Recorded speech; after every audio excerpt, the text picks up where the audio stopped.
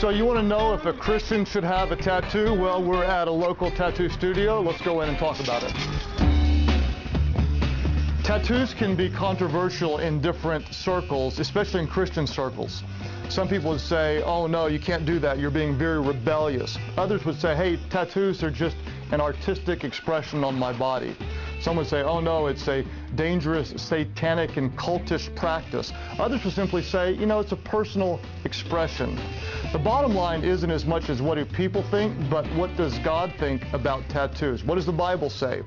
And the answer is, not a whole lot. There's one verse that speaks directly to tattoos. It's found in Leviticus 19, verse 28, when the Bible says, do not cut your bodies for the dead or put tattoo marks on yourself. I am the Lord. You could say that God is very, very clear and says you should not have tattoos, right?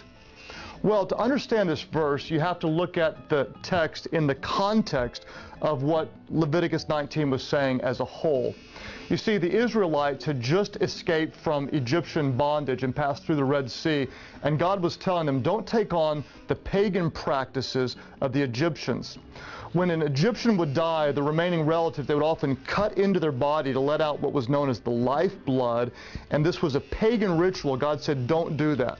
Some would also tattoo on their bodies pictures of pagan gods, and again, the one true God said, don't you ever do that.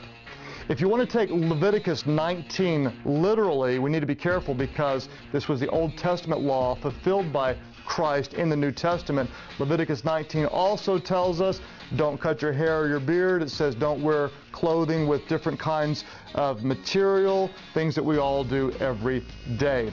Leviticus 19, the bottom line, was talking about idolatry. Don't take on the pagan practices of the Egyptians. Some of my Christian friends that are very pro-tattoo make a good argument that a Christian tattoo can be a good witness or a good conversation starter. They'll also argue if you want to be against tattoos, you should probably be against ear piercings because Leviticus 19:28 says don't cut your body. If you are considering getting a tattoo, there are a couple things to think about. First of all, you might be considered rebellious by some. If you're going in for a job interview or meeting someone for the first time, people can be very judgmental and they may look at the outside and make a judgment on you, so it's something to think about. Secondly, you need to remember that you might be making a decision that you would later regret. I had a friend who tattooed I love Beth, and then he married Susan, which was awkward for everyone. And what looks good on you at 22 might look very saggy at 62. Just think about it.